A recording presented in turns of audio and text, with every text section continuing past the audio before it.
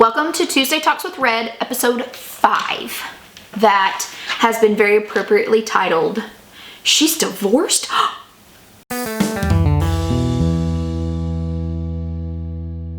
had to title it that because I've heard that phrase more often than I ever care to admit. And so I felt like this is probably the most recent of situations that most people that have been either friends with me or following me or whatever is probably most forefront on their mind because there's some things that have happened since then that a lot of you don't know about. So I wanted to do this as chronologically as I could from this point. So I want to kind of dive into the hurt and the grief and the things that I faced and my kids faced as we walked this journey that I never thought I would ever walk. And now let me pause for just a second, because if you're here because this one's titled Divorce and you're here for some gossip, it's probably not going to happen. So don't hang out if you think that's what you're here for. I am going to be very respectful of my ex and his new family, because I don't know who would be seeing this. So I'm going to be very respectful there. So understand that. Something else I want to just put out there is there is nothing I'm going to say on this episode that my kids don't already know about. So my kids have been, they've been amazing through all of this. They are much more mature than they should have had to be. But I am so thankful that I knew that before we ever crossed over into this journey. But they are resilient. They are amazing. And there is nothing here that will be a shock to them. So know that up front. I'm not divulging anything that, I said this would be a vlog for my kids. I'm not divulging anything that will compromise that. So know that going into it. So for myself, I think I've mentioned before that I'm a product of divorce. So my parents divorced when I was, 2.5, 3 years old, somewhere in that realm. And I remember far too much about what went on during that time. It was a horrible divorce. It was an ugly divorce. It went through probably when I was 12, 13, and finally moved up here to live with my father. Still so much ugliness going on. Now, my father never said a bad word about my birth mother. But there was a lot of ugly that was going on in the home that I was living in, watching play out against my father. My stepdad didn't have any clue, I don't think, of what all was going on. And so I just knew when I got to a point where it was time for me to venture off into that marriage business, that I knew that was something I would never do. Divorce was never on the table. My husband and I, when we were dating and engaged, like that was one thing that we said, is divorce will just never be on the table. So the fact that I was married almost 20 years and then divorced, it was a big shock. Now, it was my decision to make the choice to leave. It was not my decision to divorce. So how we got there is years of not dealing with what we knew was right in front of us, both individually and together, I think. Now, before you come at me with, did you try dating? Did you try like going on dates and little drives everywhere? Yes, we tried that. But have you tried counseling? Yes, we tried counseling numerous times, multiple times. So it was we had really good years. We did have a handful of really good years. I do not want to negate that. I heard, I was watching a clip from the Kelly Clarkson show. I don't have cable, but someone had shared a clip about, she had Garth Brooks on her episode, and they were just going through these songs, and they were singing, telling the stories of all of his songs and covers of songs and things like that. And they got to a part about the dance. And she had talked about Kelly is going through divorce herself, and she had talked about like she was really struggling to reconcile how to feel about this, because you know, you don't want to crap on, you know, for me 20 years, 22 years of a relationship, like you don't want to crap on it. I got 2 beautiful kids. I learned a lot out of that. And so like you don't want to crap on it. And she said, and then the dance came on to a playlist of hers. It came on to mine the other day too, and I was just blubbering idiot, because it's so true. Like I wished it could have been different. I do, I absolutely do. This is not the life I imagined for myself. But I wouldn't have wanted to miss the lessons and the life and the things that we did build together. So I do want to lay that out here first and foremost. But there were some red flags. I will say there were a lot of red flags. There were red flags when we were dating. There was red flags on both sides. There were red flags, you know, through our first couple of years of marriage. I can remember just being transparent and honest. I can remember when my kids were really little, and we had done such a terrible job of putting each other first, I think, that I found myself reconnecting with an old flame of mine. I didn't realize what it was at the time, and it took a long time for me to go, oh my goodness, this really is what it is, and apologize and correct course where I needed to correct course. But a lot of other things had happened on the other side. But for me, I feel like that was a point in our marriage where trust was completely broken, and we did a terrible job finding a way to rebuild trust.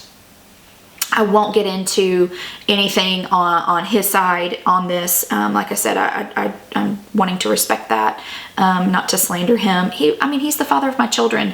I love him deeply for a lot of reasons, and that's one of the biggest. But for my contributions to this, that point in time was when I really realized I needed to get to the bottom of my own love and relationship issues that had stemmed from a lot of childhood trauma. And I'll talk about that on the trauma episode. But for this, I knew I needed to start dealing with that. And so I got into therapy, started working on myself, started unpacking just a lot of this junk that had built up in me over these years that was adversely affecting my marriage. But the last 10 years-ish of our marriage was probably the worst in a lot of ways that I won't necessarily get into, but those that do know it was... I threatened to leave a lot of times over those last 10 years. But finally, about 3 years ago, I knew something had to change. I knew something had to change for myself, for my children, and for him. Like watching this man that I had loved for so many years keep winding up in this place was no good for anybody. And it was not good. It was not a healthy environment for myself and my children. And so one of my kids came to me in the car one day. She just said, look, we've already lost one parent. We can't afford to lose another. You're slipping, Mom. And I knew that it was time for a change. It did not go over well. Clearly, it did not go over well. The kids supported it, wholeheartedly supported it. And we worked out the best schedule for us to navigate this first part of the waters. My full wholehearted intention was for us to separate, for him to get better for himself, for God, for his kids, me to keep working on myself in those same areas. And if our marriage made it, it would be a byproduct of that. And that lasted for about a month or two, and then something happened. Something shifted, and he filed for divorce. And a couple months later, he was remarried. And so he has a family, and I told him, we talked shortly after that, because my kids were very upset. They were very upset. They did not know that this was coming. They found out the same time social media's found out that he had gotten remarried and had a new family. And my kids were devastated. And so for them to get to talk to their dad about that and kind of unpack the ugliness of that, I wanted to thank him for just allowing them that space to be angry and to be upset. And they were late for school one morning. He was picking them up for school at the time. And I just said, you know, here's the thing. I never could make you happy. And I just want you to truly be happy. And if this is what truly makes you happy, then I'm proud for you. And just left it at that. That was difficult, but it was the right thing. Clearly, 22 years with me could not make him happy. And I truly hope that this does. So put that to bed. The hardest part for me in all of it was the fact that my community, friends aside, my close friends aside, my community that I was around treated me horrifically through this. And that's where I kind of want to dig in deep today, is because I was a leper in my own community. I was, even if people did not agree with my choice to separate, again, not my choice to divorce, nobody really knew that, because I knew things were being said apart from me and my family. But anytime someone would come up and ask me, oh my goodness, what is going on? I literally would just say, the Lord is fighting for me. The Lord is fighting for us. And I truly believe that in my gut, but it didn't mean my world was not falling apart. So I think the fact that I wasn't talking and I wasn't gossiping and I wasn't just splitting it all out there, that it takes two to ruin a relationship, I think shifted people's focus to what they were hearing. And so therefore I became just an outcast without even saying, you know what, can I just love you? I didn't get a lot of that. Now, outside from, you know, my friend group, my family, whatever, I did not get a lot of that from my community that had supposedly been who was supporting me and had been there for me at all these other turns, whatever. And it was horrific. That was horrific. It was people who injected themselves, like inserted themselves into the middle of my grief and my turmoil that were not invited. Okay, so it was outsiders who all of a sudden saw things. It was my church family. Now, before you get hung up on, that's why I don't go to church, that's why I don't support religion. Everybody's human. Everybody's human. People in church, people out of church. Everybody's human. I had the gamut being just ugly to me. I even had one person in church who looked at me and said, you go back to him. Like, well, why are you leaving him? And I was like, the Lord's fighting for us. Well, if you can't do it again, which you had no clue what had been going on, if you can't do it again, then you don't believe that Bible in your hand. Right in front of my teenage daughter, who about lost her mind. Some older groups of people in my life who were supposed to be pouring wisdom into me abandoned me. And when I say abandoned me, wouldn't even look at me when they crossed paths with me. I don't know, and I confronted them. When I got to a healthier place, I did confront all of these people with the kindest words I could, to say, how can you do that to someone who is walking through some of the biggest grief of their life? How can you do that? Even if you thought what I was doing was wrong, at least have enough guts to look at me and say, Billy, that is so wrong, because I was the woman who chose to leave her man. And so I don't feel like, maybe I'm wrong, I don't feel like it would have maybe been that way had he chosen to leave me. But it was wrong. It was wrong. It was people choosing to insert themselves in the middle of my journey, in the middle of my grief, in the middle of my family, trying to just stay afloat in the middle of this. Even some outskirted family members that chose to pull my kids aside and be like, oh, I'm so sorry for what your mother's done to you. Girl, they haven't been back to see those family members. They have not. So what I want to bring this into today is there may be some of you out here walking this road as well. There may be some of you that are in the middle of turmoil, not necessarily marriage-wise, but you're just walking through grief. And here's the thing, grief has so many stages. I'm 3 years out from this, and I still can catch myself in the middle of moments of I just want to cry. This is not what I designed for our life. Now here, let me tell you this. I will say, my little family of 3, me and my children are closer than ever possible.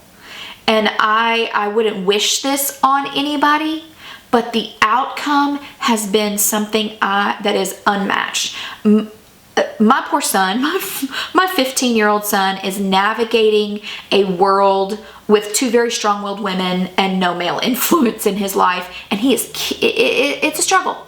But we're getting through all this together. I'm getting to walk alongside my daughter. She's about to venture off into her college and her career life. And it has brought, we get to buckle down and just be close-knit family together. There's no dissension anymore. There's no fear of what today's gonna hold anymore. It's gone. So I'm here to tell you, whatever phase of grief you're walking through, first of all, boundaries. Shut that stuff out that is trying to usurp and to insert itself into. Don't internalize any of that. You shut that down. You put up those boundaries and you let that gate be closed to those that are trying to go into that deep place that they don't have a right to go into. But I'm also here to tell you, lean into those people that you do know that you can trust. Don't try to shut everything else out. Like, I could not have made it through that without my group of women who were literally, there's a Bible story in Exodus about Moses, and as the battle is raging on, as long as he kept his staff up and his arms up, that battle was being won. But anytime he would get weary and those would come down, they would begin to lose the battle. And so I had women that would stand beside me and keep my arms up so that battle could be won, because I was weary. So don't try to shut that out. Don't say I can do this alone. I could have never done this alone. And I'm a very strong-willed person who says I can do this alone, but I can't. So lean into that where you can.